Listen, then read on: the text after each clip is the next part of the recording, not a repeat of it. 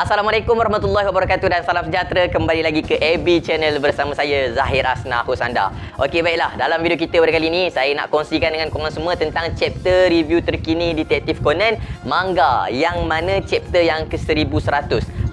Memang cantik gila nombor tu kan. 1100 merupakan satu nombor yang dikatakan sebagai nombor yang sangat-sangat menarik lah, sebab tak semua manga mampu capai ke chapter yang ke-1100. Kenapa Zahir Asna ni nak buat balik pasal manga Detektif Conan? Mungkin korang salah faham. Selama ni korang ingat yang saya dah tak nak buat pasal Detektif Conan. Sebenarnya saya masih lagi nak review manga Detektif Conan ni. Tapi bila orang tanya saya, kenapa tak review chapter dan sebagainya, saya jawab yang chapter manga Detektif Conan sekarang agak kurang menarik untuk saya kongsikan dengan korang semua perkara-perkara yang ada dalam tu. Maknanya kebanyakan daripada kes yang berlaku pun kes yang biasa-biasa dan tak ada pendedahan terkini sangat tentang Black Organisation. Yang mana saya yakin dan percaya kebanyakan ataupun majoriti daripada orang yang menonton Detektif Conan sejak daripada awal series ni lagi lah memang menanti-nantikan pendedahan dan maklumat terkini berkaitan dengan The Black Organisation. So dalam chapter yang ke-1100 kali ni saya nak share dengan korang sebab apa? Sebab chapter ni menarik. Yes, memang chapter ni menarik bagi saya.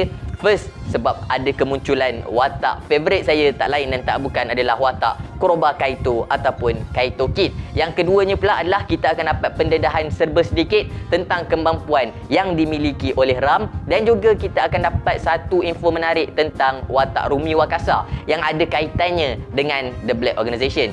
Dan sedikit informasi yang agak menarik juga yang saya nak kongsikan kat korang semua. Mungkin untuk masa kedepannya saya akan terus membincangkan tentang review manga Detektif Conan, memandangkan movie yang ke-26 Detektif Conan nanti akan menceritakan tentang pertemuan ataupun pertembungan antara Conan Edogawa dan juga The Black Organisation, yang mana kita dah dapat pun confirmation tentang cast ataupun watak-watak yang akan digunakan dalam movie yang ke-26 nanti. InsyaAllah saya akan kongsikan kepada korang semua dalam video yang lainnya.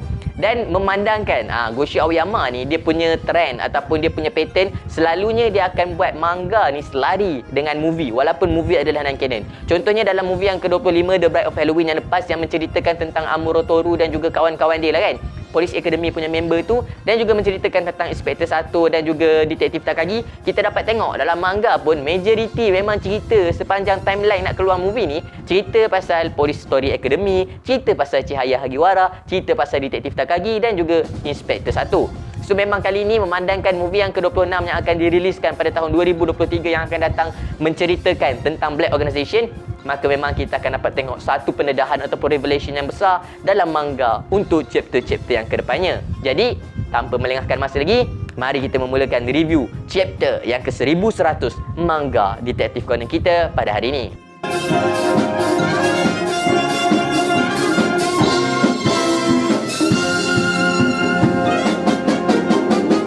Baiklah, untuk review pada kali ni saya akan share dengan korang sambil saya baca direct terus apa yang ada dalam chapter pada kali ni lah, supaya saya tak ada ketinggalan apa-apa yang saya nak sampaikan. Dan disclaimer, saya juga tidak akan masukkan keratan manga panel untuk mengelakkan copyright, sama ada copyright claim maupun copyright strike. So kalau korang nak tengok manga panel dia, korang kenalah cari dan korang kena baca sendiri, okey? So jom kita mulakan chapter yang ke-1100 pada kali ni. Kita dapat tengok ada satu cover page yang sangat-sangat menarik yang menunjukkan kepada kita chapter 1100 yang tertulis 1100 files, dan ada gambar lah, gambar banyak-banyak gambar daripada panel-panel manga Detektif Conan daripada awal sehingga ke akhir yang sangat-sangat menarik yang kita dapat tengok.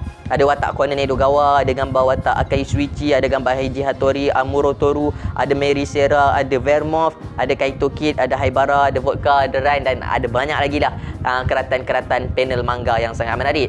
Kemudian ada juga cover page yang menunjukkan kepada kita promotion untuk Hanin no Hanzawasan, yang mana Conan Edogawa tengah menunjukkan ke arah muka crime ataupun penjenayah, kriminal yang berwarna hitam tu lah kan, siluet biasa yang kita tengok dalam Detektif Conan. Dan sebelum bermulanya chapter, selalu kita akan tengok chapter yang tajuk dulu keluar kan. Tapi kali ni kita ditunjukkan dengan satu page yang menunjukkan Conan Edogawa yang sedang berada dalam lift dalam keadaan kebingungan dan kehairanan kerana dia tak tahu mana satu antara watak Azusa-chan yang dia nak tembak dengan stun gun dia. Sebabnya salah seorang daripada watak tersebut sebenarnya merupakan watak Kaito Kid.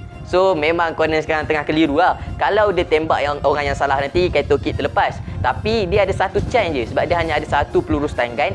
Kalau dia nak sepak dengan bola yang ada dalam dia punya tali pinggang, boleh. Tapi nanti kalau kena dekat Azusa-chan macam mana pula kan? Kesian dekat Azusa-chan. Dah lah Kaito terlepas, lepas tu Azusa pula sakit kena sepak dengan dia. Dan kita dapat tengok ada satu kelihatan panel yang menunjukkan Amuro Toru yang sedang bercakap melalui telefon, bertanyakan kepada Conan Edogawa yang dikata dia dengar satu bunyi yang sangat-sangat pelik. Adakah satu perkara pelik sedang berlaku? Dan Conan masih lagi tertanya-tanya apa yang patut dilakukan. Kemudian kita dapat tengok untuk cover page manga pada kali ini, chapter yang ke-1100 yang bertajuk Evanesce, Evanesce, yang mana Conan sedang tertanya-tanya apa yang patut dilakukan dan Amuro Toru sedang bertanya Azusa-san, Azusa-san, dan kita dapat tengok ada dua watak Azusa-san sambil Kaito Kid punya bayangan berada di dua watak tersebut yang menunjukkan bahawa Kaito Kid lah yang sedang menyamar sebagai Azusa-chan. So chapter pada kali ini dimulakan dengan satu panel yang menunjukkan kepada kita berita yang menyampaikan bahawa 3 jam yang lepas Kaito Kid telah pun memberikan satu kad. Dia punya kad biasa lah kan. Dia punya sign tu yang mengatakan dia akan mencuri satu crown yang mempunyai satu permata yang sangat cantik di bangunan yang mempunyai tingkat yang sangat-sangat tinggi lah kan.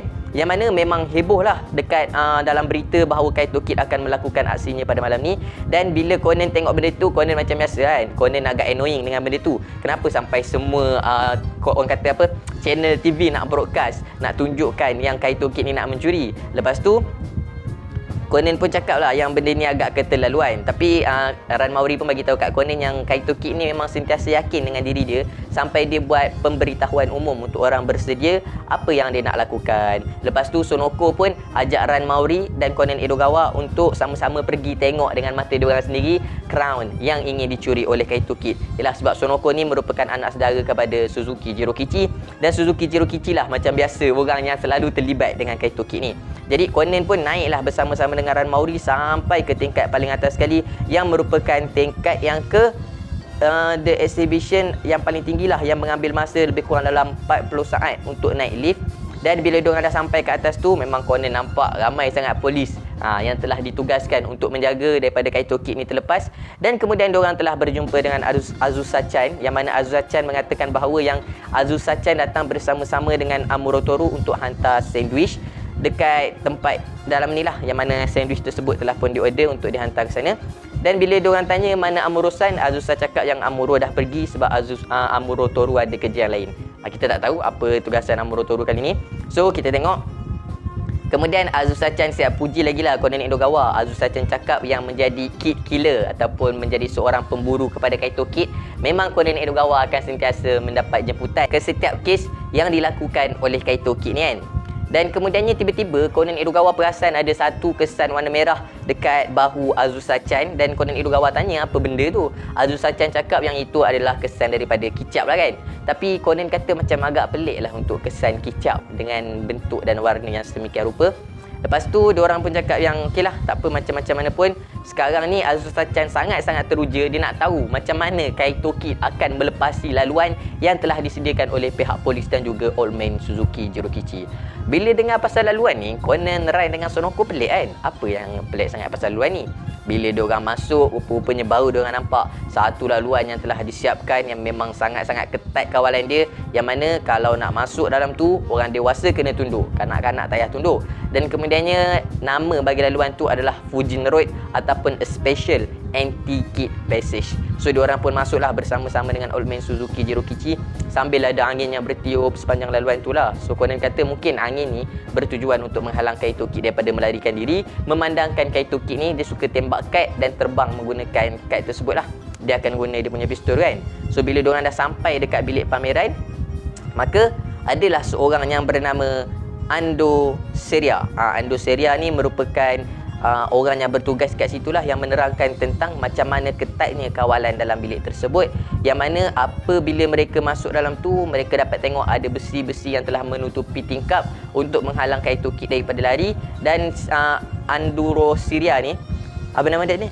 Ando Syria ni siap bagi tahu lagi yang kalau ada orang angkat sikit je crown tu, maka nanti akan berbunyi alam, akan membunyi bagi tahu kecemasan lah kan, bahawa benda tu dah diambil oleh orang.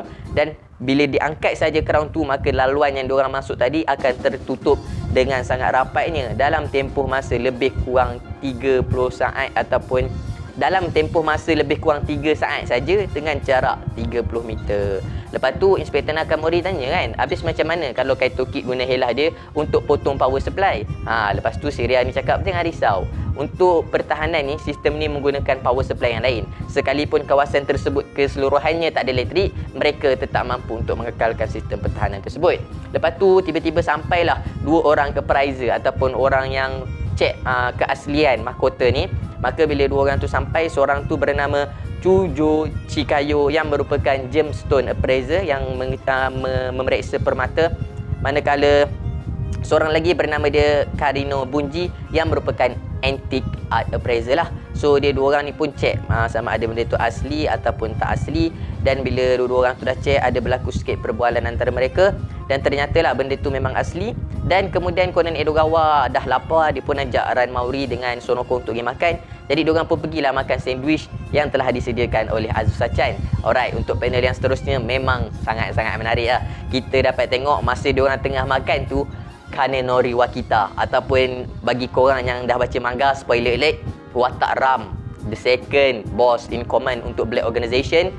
Kita dapat tengok watak Ram telah pun datang dan menegur Rain, Sonoko dan juga Conan Edogawa. Yang mana watak Ram ni sebenarnya dia hadir disebabkan oleh sebelum ni ada tempahan untuk sushi dekat kawasan tu.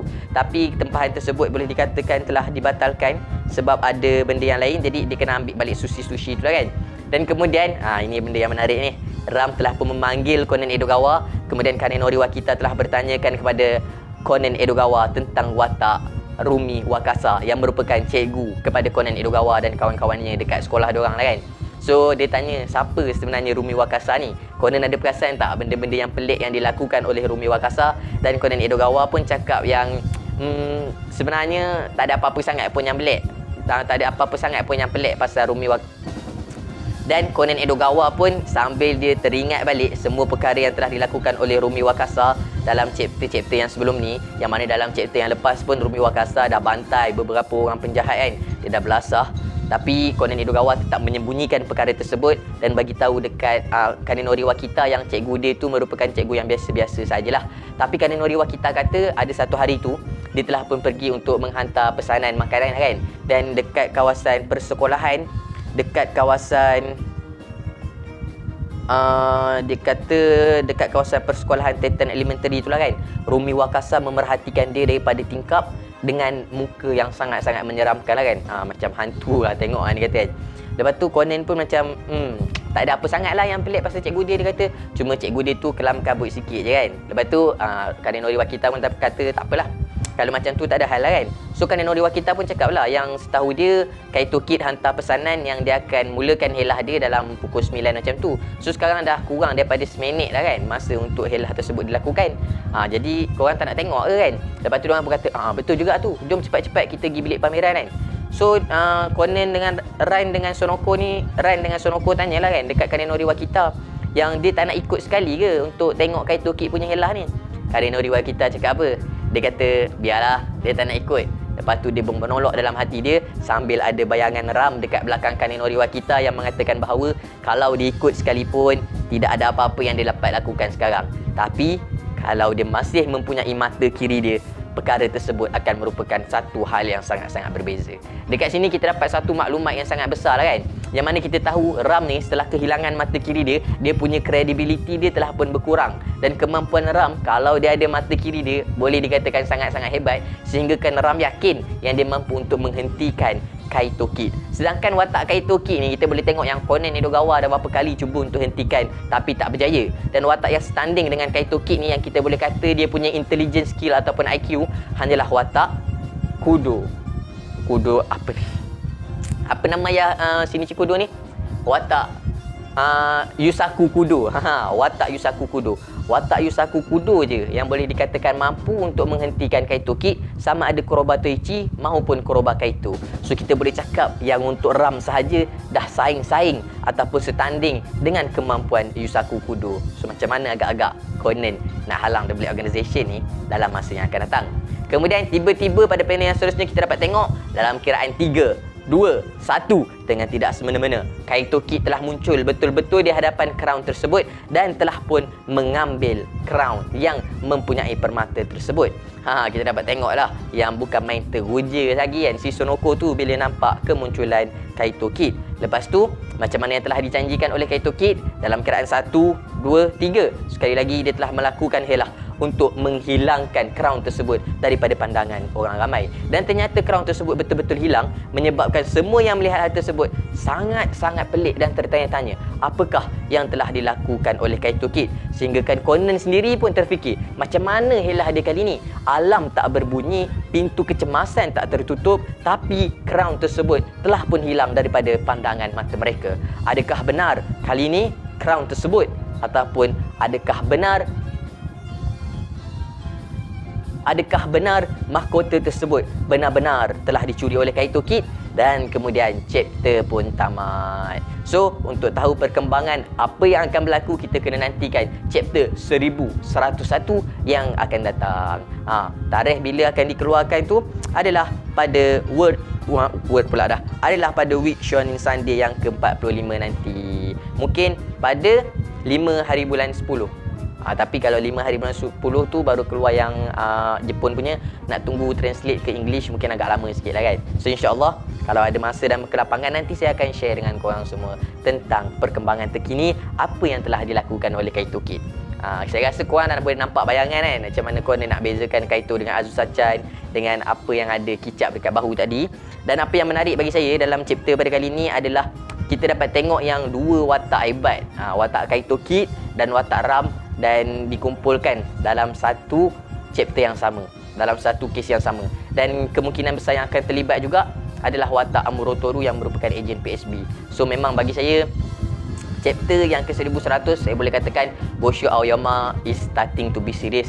Dia dah mula untuk serius untuk mendedahkan kepada kita lah tentang The Black Organization ni. So saya harap chapter-chapter yang kedepannya akan menjadi chapter-chapter yang lebih menarik. Dan insyaAllah saya harap sangat sokongan-sokongan daripada korang semua untuk terus menyokong YouTube channel AB Channel ini, supaya YouTube channel ini dapat menjadi satu platform yang membincangkan tentang animasi-animasi tempatan maupun animasi luar negara. Dengan sokongan daripada korang semua, kita sama-sama berbincang dalam channel ni dekat ruangan komen. So insyaAllah semoga channel ni dapat berkembang dengan lebih maju lagi pada masa yang akan datang. Dan dengan semangat-semangat daripada korang lah, saya lebih bersemangat untuk menghasilkan video dalam masa yang akan datang. Terima kasih saya ucapkan kepada korang yang sudi menonton hingga ke akhir video. Kalau saya ada sebarang kekurangan dan kesilapan, saya minta maaf. Dan kalau korang ada info-info menarik, boleh je drop dekat ruangan komen di bawah. Akhir kalam dari saya, tiada Tuhan selain Allah. Assalamualaikum warahmatullahi